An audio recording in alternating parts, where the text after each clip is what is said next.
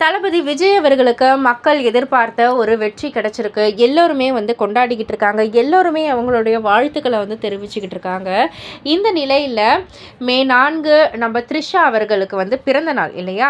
So அவங்க வந்து தளபதி விஜயை வந்து டக்குன்னு போய் உடனே காலையிலே போய் சந்தித்தது எல்லாமே வந்து பேசும் பொருளாக தான் இருக்குது.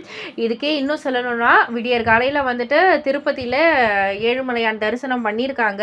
காலையில் ஒரு 10-11 மணி வாக்கில் வந்துட்டு விஜயை அவங்களுடைய வீட்லேயே வந்து சந்திச்சிருக்காங்க. எதற்காக இவ்வளோ அவசரமாக வந்து சந்திக்கணும் அப்படின்ற மாதிரிலாம் நிறைய பேச்சுக்கள் சோஷியல் மீடியாவில் உலா வந்துக்கிட்டு இருக்கு.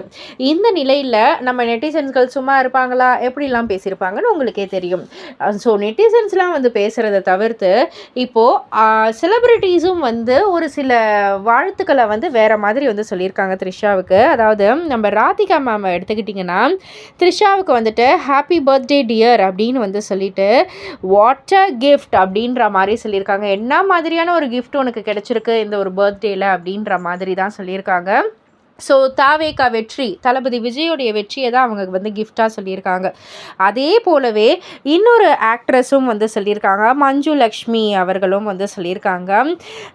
நம்ம த்ரிஷா எவர் கார்ஜியஸ் த்ரிஷாவுக்கு வந்துட்டு ஹாப்பி பர்த்டே அப்படின்னு வந்து சொல்லிட்டு இந்த யூனிவர்ஸ் வந்து உங்களுக்கு ஒரு பெஸ்ட் பர்த்டே கிஃப்டை வந்து கொடுத்துருக்கு, ஒரு மாசு விக்ட்ரி கொடுத்துருக்கு, டபுள் செலிப்ரேஷன் உங்களுக்கு அப்படின்ற மாதிரி தளபதி விஜயோடைய வெற்றியை வந்து சம்மந்தப்படுத்தி வந்து சொல்லியிருக்காங்க. ஸோ இந்த மாதிரி செலிப்ரிட்டிஸே ஓப்பனாக வந்து இந்த அளவுக்கு வந்து விஷ் பண்ணக்குள்ள நிறைய பேர் நிறைய விமர்சனங்களை வந்து பண்ணிக்கிட்டு இருக்காங்க. இன்னும் ஓப்பனாக சொல்லணும்னா சங்கீதா மேலே வந்துட்டு ஏன் உங்களுக்கெல்லாம் அந்த ஒரு இதுவே வரலையா, கரிசனையே வரலையா, எப்படி வந்து இப்படி ஒரு வாழ்க்கையை வந்து இந்த அளவுக்கு வந்து கெடுக்க முடியும், எப்படி உங்களால் டைரெக்டாக இப்படி ஓப்பனாக வந்து பேசுகிறீங்க அப்படின்ற மாதிரிலாம் நிறைய பேர் நிறைய விதமான கருத்துக்கள் எல்லாம் வந்து பதிவு பண்ணிக்கிட்டு இருக்காங்க. இதை பற்றி நீங்கள் என்ன நினைக்கிறீங்க, உங்களுடைய கருத்து என்ன அப்படின்றத கீழே உள்ள கமெண்ட் பாக்ஸில் குறிப்பிட்டு சொல்லுங்கள். மறக்காம சேனலை சப்ஸ்கிரைப் பண்ணி பக்கத்தில் உள்ள பெல் ஐகானை கிளிக் பண்ணிவிடுங்க.